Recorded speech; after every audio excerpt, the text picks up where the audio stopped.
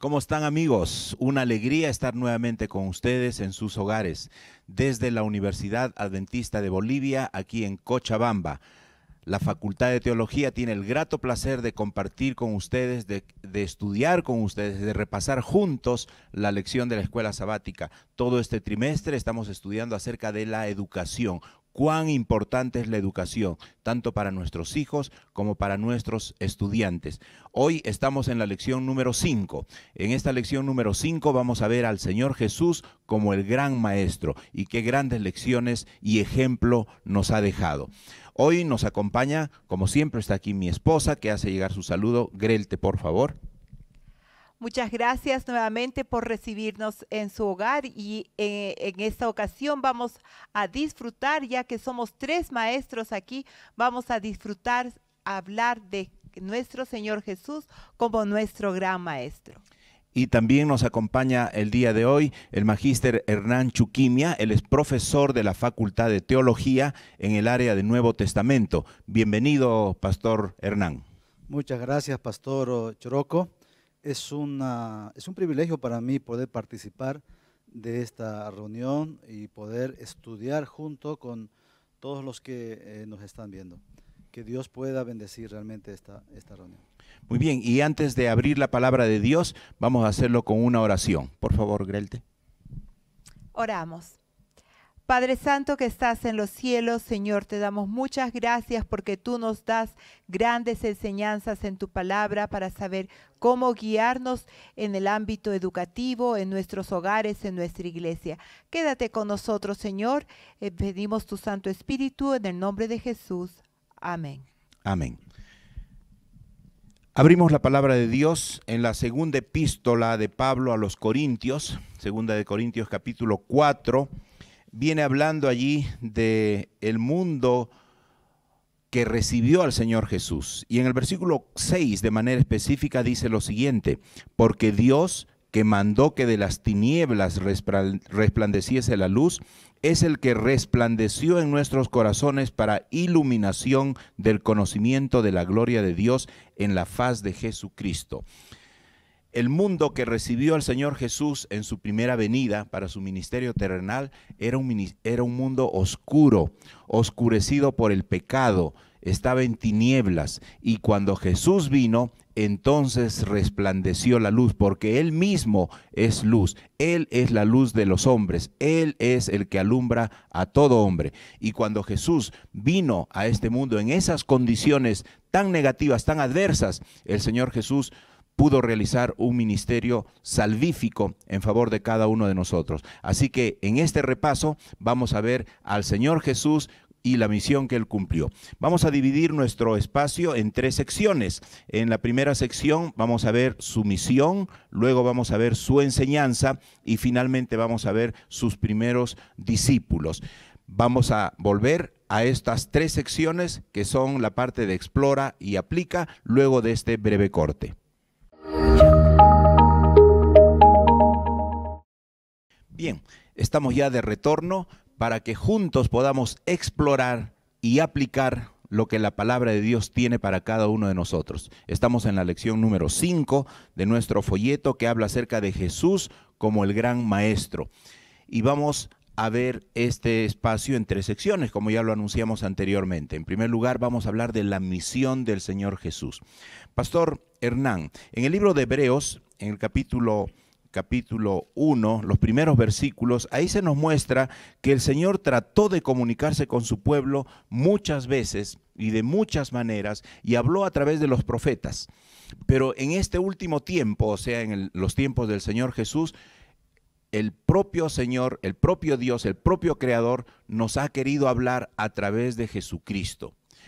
¿Cuál ha sido uno de los principales aspectos de la misión del Señor Jesús? Muy bien. Yo creo que hay que un poquito ver el contexto. En la creación, Dios creó al hombre perfecto, podía comunicarse con el hombre. Y entonces cuando entró el pecado, pasa lo siguiente, ¿no? El pecado es como una pared que divide al hombre, y el hombre se va separando cada vez más de Dios, ¿no? Y entonces, y como el hombre no está cerca de Dios, y se va alejando cada vez más. Ahora, hay un problema ahí. Dios toma la iniciativa y quiere siempre revelarse ante el hombre, porque el hombre de pronto no lo conoce a Dios, se va alejando y no lo conoce a Dios. Y entonces yo veo en la Biblia como un Dios desesperado por revelarse, porque se revela de muchas maneras.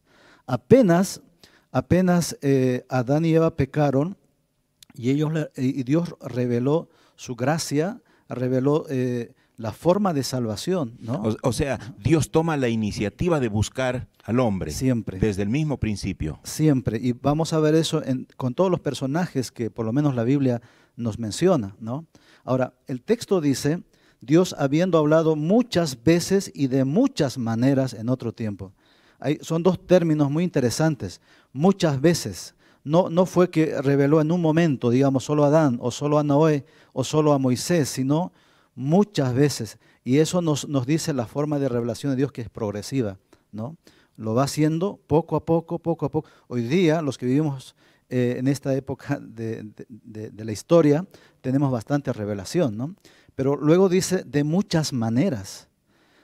No ha sido solamente, yo creo, a través de sueños y visiones, porque a veces Dios ha hecho la llamada epifanía o la teofanía, cuando Dios mismo se presenta delante, como lo hizo en el Sinaí, ¿no?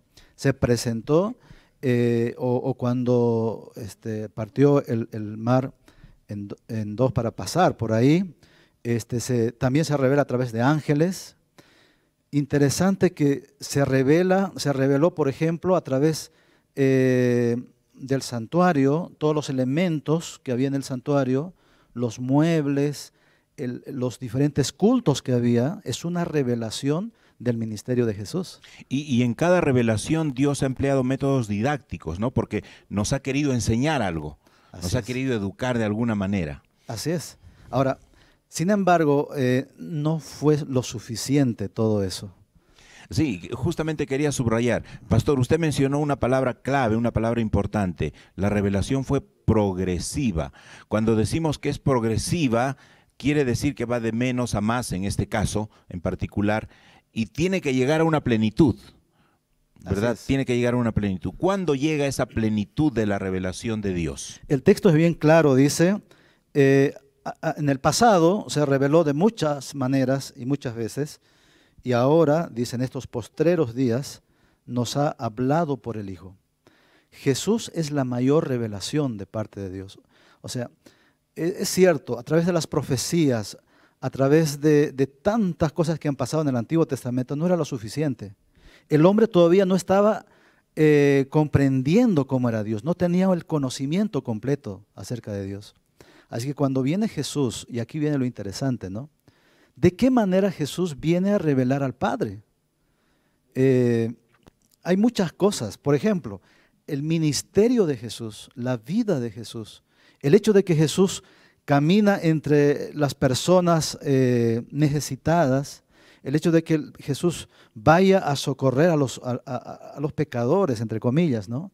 El hecho de que Jesús vaya a las casas, a los pueblos a sanar, nos está diciendo qué tipo de Dios tenemos.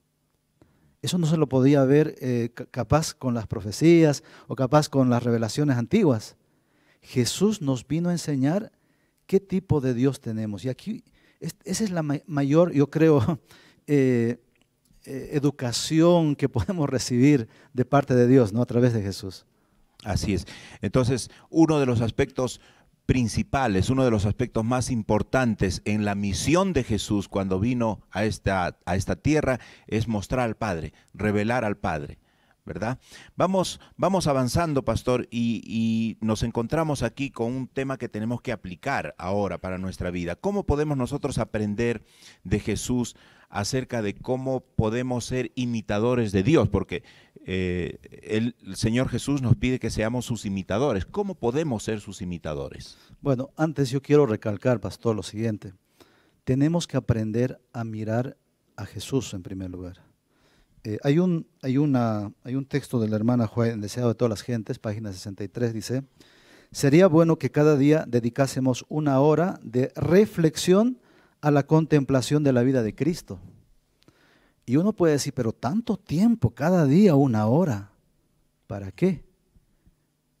Para contemplar a Jesús, dice, el ministerio de Jesús, especialmente la última parte. Entonces, cuando pasa eso, vamos a realmente conocer quién es Dios, porque hay un problema, pastor. Las personas, generalmente nosotros no lo conocemos a Dios, ¿no? Tenemos conceptos distintos de Dios. Y entonces, cada vez que nosotros vemos el ministerio de Jesús, van a pasar dos cosas. Uno, lo vamos a conocer a Dios, y en segundo lugar, se va a reflejar en nuestra vida. Así ¿no? es. Y entonces, a partir de eso, como nosotros somos un reflejo de Dios, y eso se va a reflejar en nuestras actitudes, en nuestra forma de pensar, en nuestra forma de hablar, en nuestra relación con la familia, con la esposa, con los hijos, en el trabajo. Eso es clave, ¿no? Mirar a Jesús y conocer a Dios. Entonces podemos imitar a Jesús en todos los aspectos de nuestra vida, ¿verdad? En el hogar, fuera del hogar. En eso consiste imitar a Jesús. Hay un himno que dice, ¿no? Imitar a Jesús ha de ser mi afán, ¿no? Qué precioso es poder pensar que Jesús, cuando estuvo aquí en la tierra, nos dio el mejor ejemplo de imitar a Dios. Pero ¿qué es lo que hizo? ¿Dónde está la clave de que Jesús pudo imitar a su Padre? La relación con Dios. Miren, hay algo interesante que pasa en los esposos.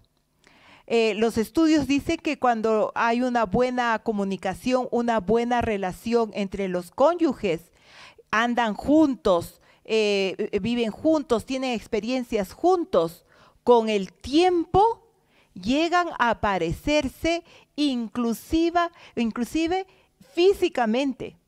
Y tú y yo nos hemos dado cuenta y a veces nos sorprendemos, ¿no? Cuando estamos en la casa, uno está en la cocina, ya saben quién está en la cocina, el otro está en el baño, ¿no? Y de repente los dos estamos tarareando la misma canción. Ni siquiera la hemos estado escuchando, pero estamos tarareando la misma canción y nos hace reír. Oye, ¿qué canción estás tarareando tú? Esta, y tú esto. Llega uno a compenetrarse por la convivencia, por la relación que uno tiene. Y esa es la relación que Jesús tenía con su Padre. Así es, por eso ya nos estamos pareciendo físicamente. Algunos piensan que somos hermanos. Lo que quiere decir es que mientras más nos relacionamos con una persona, más nos llegamos a parecer a esa persona, y es así como podemos imitar a nuestro Señor Jesús. Ahora, en el libro de Juan, Evangelio según San Juan, en el primer capítulo, nosotros encontramos allí una descripción que nos habla acerca del Señor Jesús, que estuvo en la creación, que es ser divino, que es Dios, y en el versículo 14 dice que tomó la naturaleza humana, que se hizo hombre, llegó a ser carne. ¿Cuál es el resultado de que Jesús haya tomado la naturaleza humana? Yo creo que es primordial. No vamos a poder llegar a entender completamente, porque como un Dios tan grande, poderoso, llega a ser un hombre como nosotros, ¿no? Ese es el misterio de la piedad. Sin embargo, lo entendemos y lo aceptamos por fe. Y gracias a Dios que esto sucedió, porque para que Dios pueda, voy a decir así, entender plenamente, y nosotros podamos también entenderlo a Dios y acudir a Él, porque Él es nuestro sacerdote luego, se hizo hombre, ¿no? Y es interesante el texto en Juan 1:14 dice: y aquel verbo fue hecho carne y habitó entre nosotros, y vimos su gloria como gloria como el unigénito del Padre, ¿no? Lleno de gracia y de verdad. Se hizo carne, habitó entre nosotros, puso su tienda, dice, ¿no? Y vino a mí, o sea, fue un hombre como nosotros, ¿no? Así es. Bueno, es trascendente, ¿no? Es trascendental el hecho que Jesús haya tomado la naturaleza humana, porque así Él pudo revelarnos completamente al Padre, ¿no? En forma total, en forma plena. Habitó entre nosotros, Dios entre nosotros, lo que significa Emmanuel, ¿verdad? En el mismo libro de Juan, capítulo 14, versículos 8 y 9, encontramos ahí una conversación que ahora, sabiendo que Jesús era Dios, pareciera que la pregunta que hace Felipe, este alumno no estuvo atento, ¿no? ¿Y qué pasó con estos 3 años y medio que estuvo al lado de Jesús? Felipe le pide a Jesús, muéstranos al Padre, no, muéstranos al Padre. Si Jesús era uno con Dios, ¿podemos nosotros culpar a Felipe o también caemos nosotros en el mismo problema? Seguramente caemos. Por eso yo digo, es necesario llegar a conocer a Jesús. Conocemos a Jesús y conocemos a Dios. En realidad eso es uno de los propósitos que vino a mostrarnos y yo creo que necesitamos conocer a Dios. Porque de acuerdo a nuestro conocimiento de Dios va a ser nuestra conducta, nuestra forma de ser. Hay un texto que dice, mi pueblo se ha perdido por falta de conocimiento, ¿no? Pero es un conocimiento, no es un conocimiento, digamos, de leer o de saber, sino es un conocimiento de vivencia, ¿no? Es un conocimiento íntimo, como dice el término, ¿no? Llegar a conocerlo a Jesús y entender a Dios, conocer, porque se está revelando, ¿no? Necesitamos conocerlo a Dios. Así es, porque podemos ser cristianos de muchos años, podemos haber aceptado al Salvador Jesús en nuestra vida por mucho tiempo, pero tal vez también estamos haciéndonos la misma pregunta, ¿no? Muéstranos al Padre, no lo hemos llegado a conocer. Cuando a Jesús se le preguntó por los mandamientos, ¿no? ¿Cuál es el más grande mandamiento? Él dice, amarás al Señor tu Dios con todo tu corazón, con todas tus fuerzas y a tu prójimo como a ti mismo. Este mandamiento, que Jesús lo resume, ¿no? De los 10 mandamientos lo resume, muchas veces nosotros no lo comprendemos. ¿Qué es eso de amarnos a nosotros mismos? A mis estudiantes a veces me preguntan, ¿qué quiso decir Jesús con eso de amarnos a nosotros mismos? Debemos ser egoístas, ¿no? Porque eso es lo que nosotros humanamente comprendemos. Entonces yo les digo algo que es bastante simple. Les digo, cuando te mires en el espejo cada mañana, recuerda que tú fuiste hecho a imagen y semejanza de Dios. Jesús estaba tratando de mostrar al pueblo, de mostrar a las personas quién era Dios. Nosotros, en ese gran amor de Dios, hemos sido hechos a imagen y semejanza de Dios. Entonces, cuando nos miramos al espejo y podemos decir, yo me amo porque soy hechura de Dios, hecho a imagen y semejanza de Dios. Claro, ya entró el pecado, ¿no? Y un poquito que nos ha distorsionado y tal vez la imagen de Dios también se ha distorsionado, pero somos imagen de Dios. Y eso es lo que Jesús estaba mostrándonos. Pastor, así es. Me parece que cuando, por ejemplo, el pecado entró, esa imagen de Dios se ha ido distorsionando, ¿no? Y cuando nosotros volvemos a conocerlo a Jesús, y vamos pareciéndonos cada vez más. Así es, y en eso consiste el trabajo de la educación, ¿verdad? La educación cristiana consiste en restaurar esa imagen que se ha ido distorsionando, en restaurar la imagen de Dios en el ser humano, en nuestros hijos, en primer lugar, comenzando por casa, y en nuestros estudiantes, los que estamos involucrados con la obra educativa. Bien, hablando de obra educativa, vamos a pasar a la segunda parte de nuestro estudio, de nuestro repaso. Sus enseñanzas. Vamos a ver de este gran maestro, vamos a ver su enseñanza. ¿Qué nos enseñó nuestro Señor Jesús? Y una de las cosas que Él nos enseña y que la tenemos en su palabra es justamente el plan de salvación. ¿Qué nos revela? ¿Cómo se revela en la Biblia las etapas por las que el Señor Jesús atravesó para llegar a estar con nosotros en el plan de salvación? Muy bien, podemos tomar el texto de Filipenses capítulo 2, que es un canto en realidad, es uno de los primeros cantos que en la iglesia cristiana se cantaba. Es interesante acá las etapas, pero antes de eso, ¿por qué Pablo escribe lo que escribe, ¿no? Si nosotros vemos el versículo 3, dice, nada hagáis por contienda o por vanagloria, Antes bien con humildad, estimando cada uno a los demás como superiores a sí mismo. Parece que había problemas dentro de la iglesia de Filipos, ¿no? Por lo menos hay términos ahí, contiendas. Ahora, hay un término, yo veo en el idioma original, hay un juego de palabras acá. Dice, nada hagáis por vanagloria. ¿Y qué es vanagloria? Eso viene de un término griego que dice kenodoxia. Y kenodoxia, doxa es gloria. Y kenos es orgullo. Es como el orgullo vacío. ¿Qué es la vanagloria? ¿Por qué tenemos que vanagloriarnos nosotros? En realidad la vanagloria es por nada, ¿no? Por eso dice, no hay ninguna razón para vanagloriarnos. No hay ninguna razón. Por eso dice, es un orgullo vacío, es una gloria vacía. Ustedes no, a la iglesia les dice, ustedes no hagan nada por vanagloria. Eso es malo y además es vacío eso. Ahora, y entonces inmediatamente les presenta en el versículo 5, haya pues en vosotros ese sentir que hubo también en Cristo Jesús. Y aquí viene el término, se despojó, dice, siendo Dios, se despojó a sí mismo. Ese despojó también viene de que no, o sea, vaciarse. Exactamente, se vació. O sea, él sí tenía gloria, pero se vació de su gloria, ¿para qué? Y el texto sigue diciendo, tomando forma de siervo, ¿no? Hecho semejante a los hombres y estando en la condición de hombre, se humilló a sí mismo, haciéndose obediente hasta la muerte y muerte de cruz. Qué cosa más impresionante todo, por eso es nuestro ejemplo, ¿no?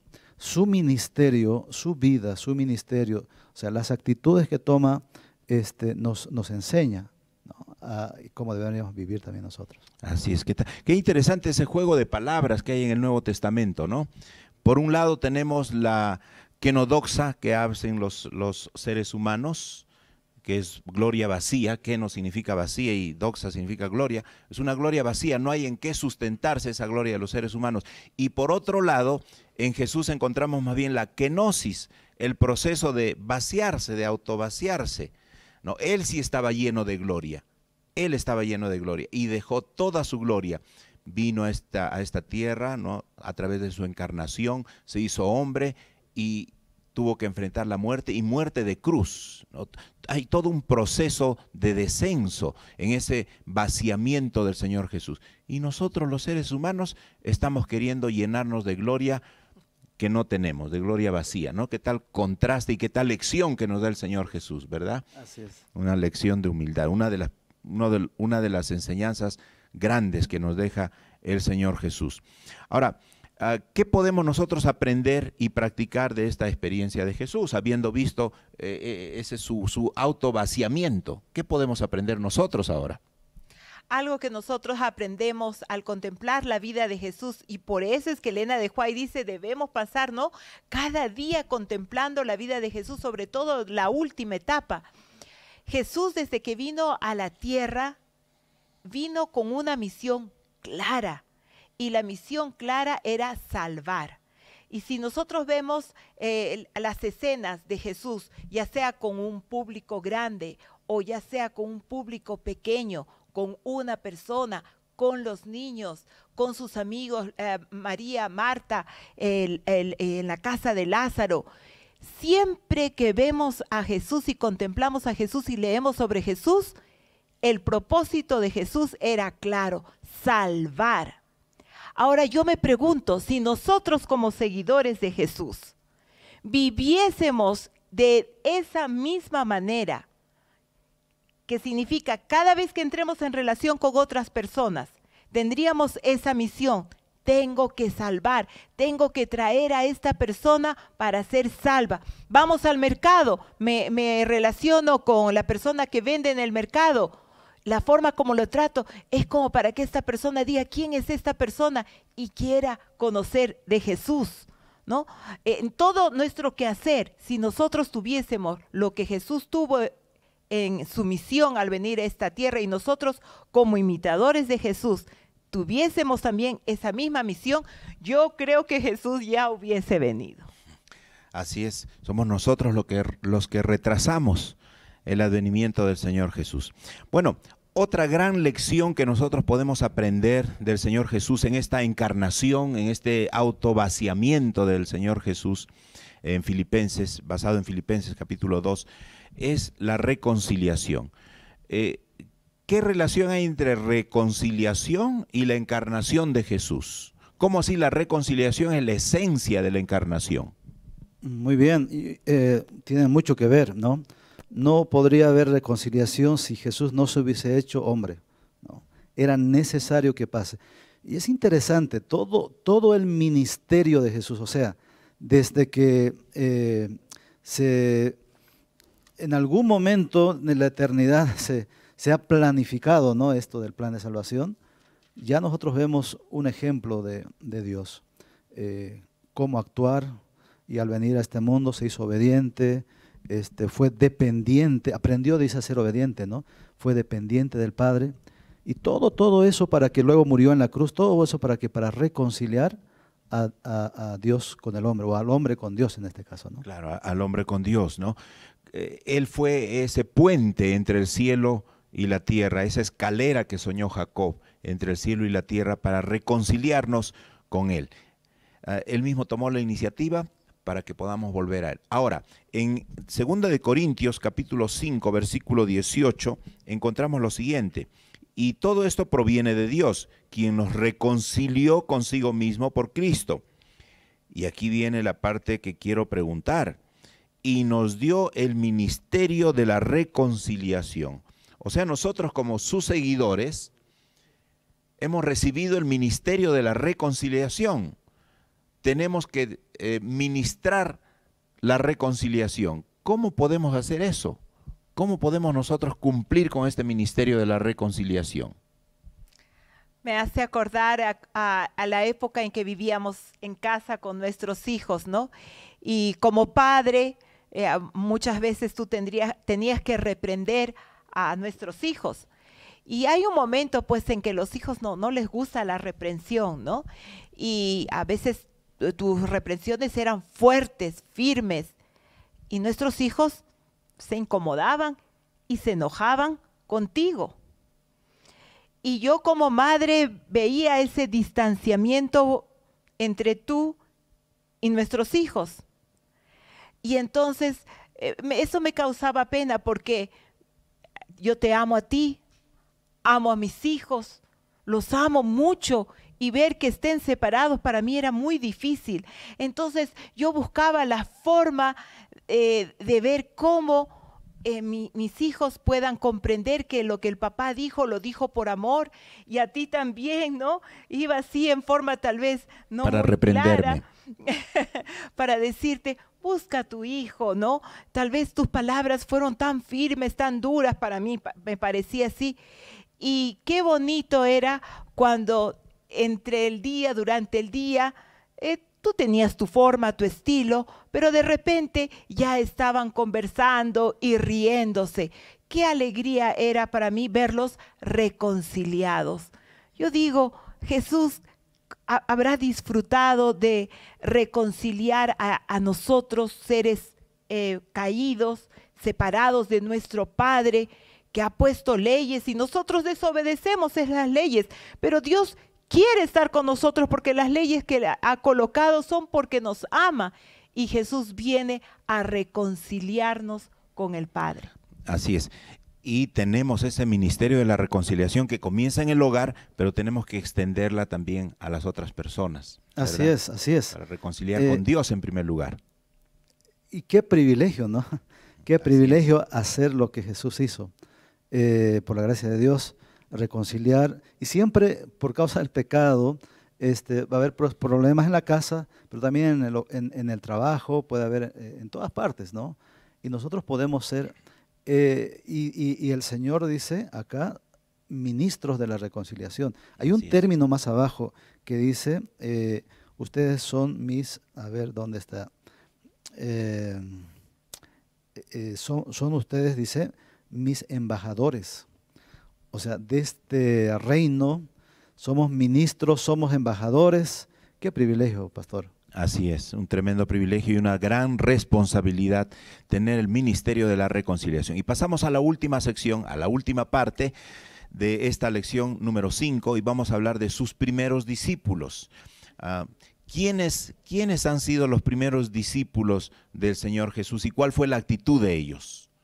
¿Quiénes habrán sido los primeros que lo adoraron? Muy bien, en Lucas capítulo 2, a ver, vamos a buscar Lucas capítulo 2, versículo 8 al 10.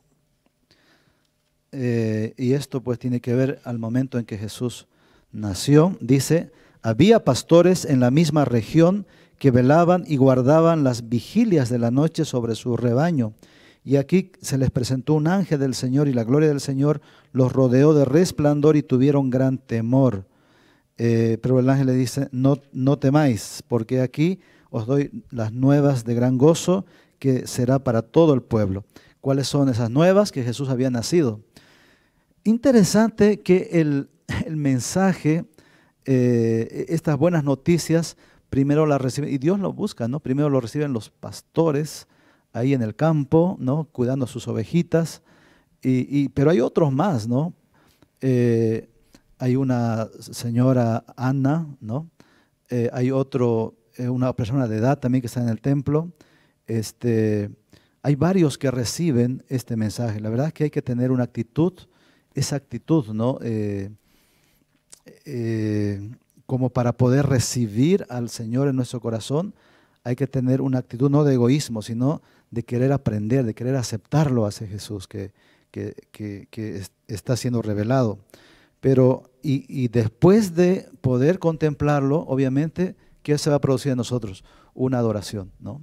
Una actitud de adoración. Así, y hablando de actitud y de respuesta ante el Señor Jesús, tenemos a los magos, a los pastores, tenemos a los ángeles que adoran a Jesús, y por otro lado tenemos también a Herodes, que cuando recibe la visita de los magos tiene otra actitud, tiene otro tipo de respuesta. Así que, ¿cuál debiera ser nuestra respuesta? Viendo estos modelos de respuesta, viendo estas actitudes, ¿cuál debiera ser nuestra actitud frente al Señor Jesús? Yo creo que una actitud de, vaciamiento, es un problema, ¿no? Cuando el ser humano, digamos, por naturaleza no lo va a aceptar a Dios, pero si nosotros tenemos una actitud de humildad y poder reconocer que ese Dios maravilloso ha hecho tantas cosas por nosotros, entonces Dios va a poder hacer algo en nuestra vida, ¿no? Así es. Bueno, el Señor Jesús nos ha dejado grandes lecciones. Desde sus primeros alumnos, desde que era bebé, nos ha dejado grandes lecciones. Lecciones de humildad, lecciones de autovaciamiento, lecciones de reconciliación, lecciones de despojarnos a nosotros mismos, grandes lecciones. El mundo, y vamos aquí ya a llegar a la parte del CREA, tarea para la casa, el mundo está lleno de teorías, de muchas teorías educativas, que a veces ya hasta nos confunden. En medio de todas estas teorías, ¿cómo nosotros podemos hacer para no distraernos con esas teorías y más bien apuntar a lo que es esencial de lo que el Señor Jesús quiere que aprendamos? Pasa algo interesante en la etapa de la adolescencia, ¿no? El adolescente está buscando identidad. ¿Y qué hace cuando busca la identidad? Busca a quien imitar, ¿no? No nos pasó exactamente con nuestros hijos, pero sí yo he visto en otros adolescentes, cuando uno entra a su dormitorio, ha escogido a un astro, ¿no? A un jugador de fútbol, un cantante. Sí, y pega sus pósters de su rostro o de alguna actividad que hace y le hace seguimiento a estos personajes y los imita, no se viste como ellos, usa su piercing, etcétera, etcétera, ¿no? Se peina como ellos, y de ahí que salen las modas, ¿no? Sí, sobre todo los jugadores de fútbol se convierten en modelos para los chicos. ¿Sabes? Nosotros tendríamos que hacer eso con Jesús. Poner su foto, ver cómo Jesús actuaba, qué es lo que hacía, y sí se puede. ¿Cómo? La devoción personal, manteniendo todos los días una comunión íntima con Jesús y nuevamente teniendo este himno en mente, imitar a Jesús ha de ser mi afán. Así es, y esa es la responsabilidad nuestra como padres y como maestros. Primero nosotros debemos ser imitadores de Jesús para que nuestros hijos y nuestros estudiantes también imiten a nuestro Salvador. Qué hermosas e importantes lecciones nos ha dejado nuestro gran maestro. Vamos a terminar nuestro repaso de hoy y lo vamos a hacer con una oración. Pastor Hernán, despídanos por favor en oración. Oremos.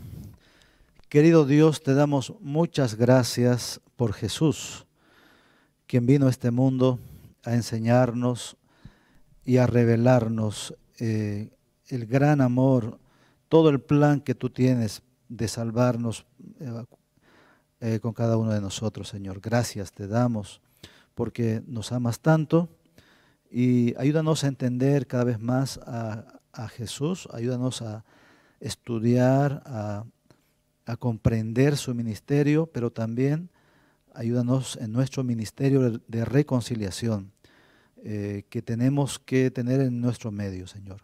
Estamos en tus manos para que tú sigas enseñándonos en el nombre de Jesús. Amén. Amén.